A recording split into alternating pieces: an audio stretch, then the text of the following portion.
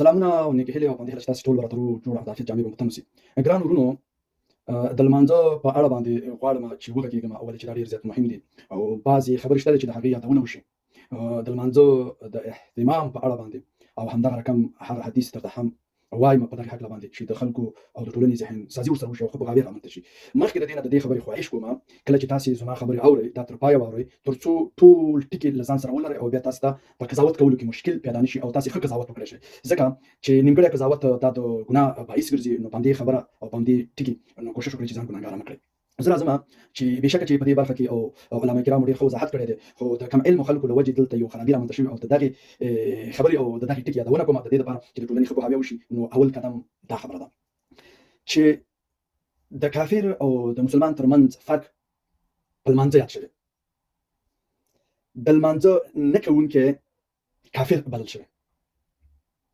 نو نن چې زمونږ په ټولنه کې علما کرام دغه خبرې یادوي د دې لپاره چې یو نوع اشخاص چې مسلمانان هم دي دوی دغه لمونځ نه کوي، نو دوی ته د دې دغه یادونه کوي چې دغه خو دلته دغه غلطفهمي پرته ده چې بیا دغې حدیثونو ته کم علمه د ټولنې خلک عام وګړي ګوري، نو بیا یو هغه مسلمان ورور چې لمونځ کې یا ضعیفه دی او یا لمونځ نه کوي، نو هغه ته راځي کافر وایي. دا ډېره مهمه خبره ده او د همدې خبرې دپاره زه رالمه چې هېڅوک حق نه لري او نه د دې خبرې باید جرأت وکړي چې هغه راپاڅي چې څوک لمونځ نه کوي هغه ته مستقیم کافر وایي. نه، په دې باندې اهتمام کول او لمونځ کول دا د دې لپاره د حدیثونه راغلي دي او ورته ویل شوي دي چې تاسې باید د لمانځه ډېر زیات خیال وساتئ. دا ځکه چې یو لمونځ دی چې فتنه او فحشا تا ته نشي درنږدې کېدلی چې کله ته لمونځ کوي. د دې په وجه باندې ته یو کامل مسلمان پیدا پاتې کېدلی شي او د دې په وجه باندې ته د فتنو څخه خلاصېدلی شي. لمونځ د اسلام دویم رکن دی. د دې په کولو باندې ته حضرت محمد مصطفی صلی الله علیه وسلم ته نږدې کېدلی شي، د هغه همسایه جوړېدلی شي، د الله پاک دیدار د ستا نصیب کېدلی شي او همدا د ټولنې د اصلاح لپاره بل شخص ته د ښه پیغام رسوي چې پلان کې ډېر لمونځګزاره دی، نیکس انسان دی. د دې په وجه باندې ته د فتنو نه خلاصېدلی شي.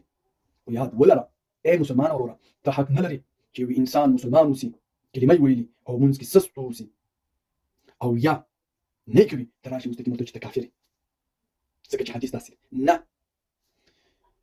مسلمان د لمانځه په نه کولو سره ګناهګار دی، خو د نه منلو په وجه باندې سړی په کفر کې مبتلا کېږي، کافر کېږي. دا خبره ډېره مهمه ده چې یاد شي. د نه کولو له وجې په فتنو کې راګیرېږي او دغه فتنې د دې باعث ګرځي چې دی کافر کړي او اخره خاتمه یې په کفر کې راشي.